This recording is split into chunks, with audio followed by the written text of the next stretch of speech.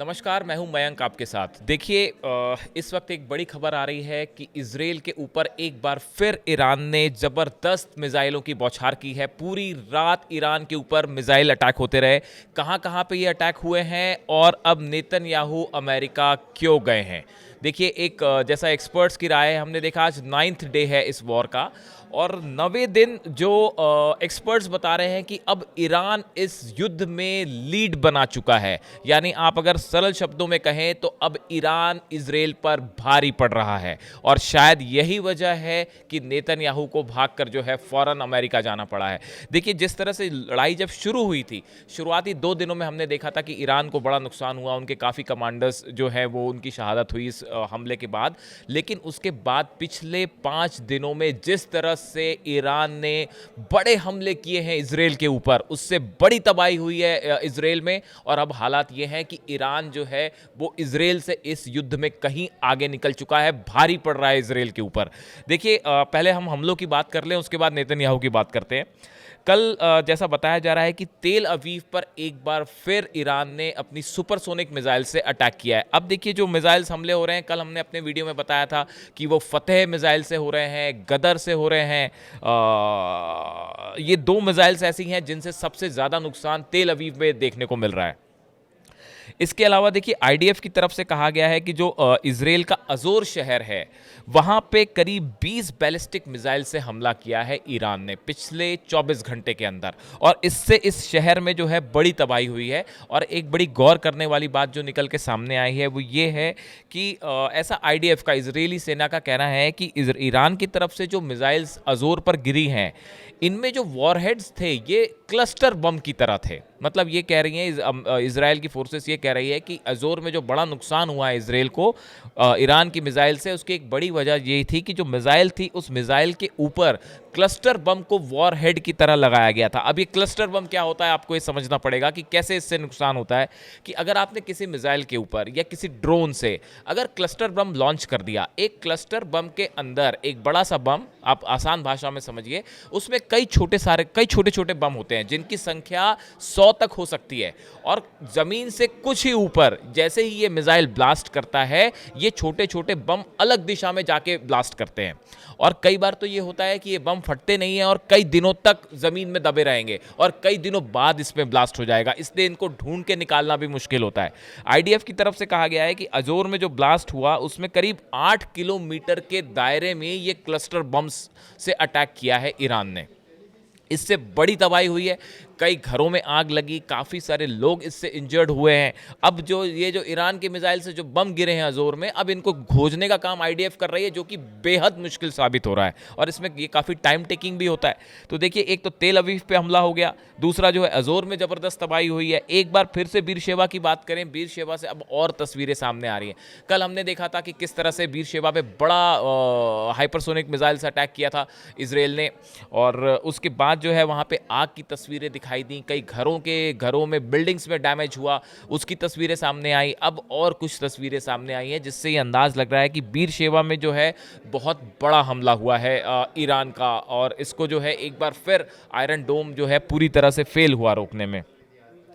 पूरे इजराइल में देखिए सायरन बज रहे हैं अलग अलग शहरों में, और स्कूल बंद हैं, कॉलेज बंद हैं, ऑफिस बंद हैं। पूरा इजराइल इस समय रुका हुआ है। कई सालों बाद आप ये समझिए कि शायद पहली बार ये कह सकते हैं कि इजराइल में इतना बड़ा पैनिक है। अब देखिए जैसे ही ये पिछले 5 दिनों में ये बात तो तय है कि ये युद्ध अब पलट चुका है। ये ईरान जो है वो इजराइल पे भारी पड़ रहा है। इजराइल की तरफ से भी लगातार हमले हो रहे हैं, F-16 F-35 ईरान पर हमला कर रहे हैं, वहाँ भी तबाही हुई है। लेकिन अब इसमें दो मत नहीं है कि जो तबाही इजराइल को हुई है उससे ईरान जो है वो अब इस युद्ध को जीतने लगा है। इसी बीच अब साफ खबर आती है कि नेतन्याहू जो हैं वो पहुंच गए हैं अमेरिका, और उन्होंने जेडी वेंस उपराष्ट्रपति हैं उनसे मुलाकात की है, ट्रंप एडमिनिस्ट्रेशन के लोगों से मुलाकात की है, ट्रंप से भी अभी उनकी मुलाकात होनी है। अब साहब बात यह है कि आखिर एक वॉर के बीच में, वॉर चल रहा है, इतने बड़े हमले हो रहे हैं, नेतन्याहू को अमेरिका जाने की क्या ज़रूरत पड़ गई? उसकी दो वजह समझिए। पहली बात तो ये पूरी तरह से असेसमेंट लगाने में इजराइल और इजराइल की खुफिया एजेंसी मोसाद इस बारे में अंदाज नहीं लगा पाई थी कि इतना बड़ा हमला ईरान की तरफ से हो जाएगा। और जो तबाही तेल अवीव में हुई है, बिरशेवा में हुई है, जेरूशलम में हुई है, अशदोद में हुई है, हाइफा में हुई है, करीब ऐसे 10 से 12 शहर हैं इसराइल के जहाँ सीधा हाइपरसोनिक मिसाइल्स ने हिट किया है।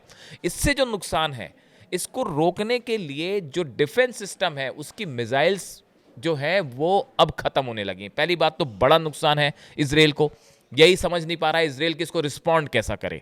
तो अब जो है इसराइल को अमेरिका की मदद की सख्त ज़रूरत है, वरना ये युद्ध यहाँ से इसराइल हार भी सकता है।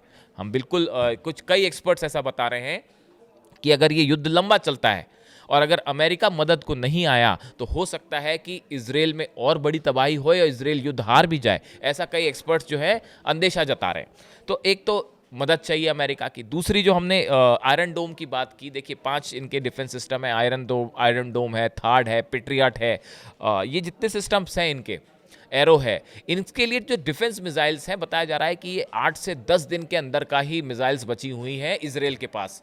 अगर ये ख़त्म हो जाती हैं, नई सप्लाई नहीं होती है या सीज फायर नहीं हुआ, तो फिर ये आप समझिए कि जो अभी कुछ जो मिसाइल्स ईरान की रोक पा रहा है इसराइल, वो भी नहीं रोक पाएगा और ईरान की सब मिसाइल इसराइल के शहरों पे बरस पड़ेंगी।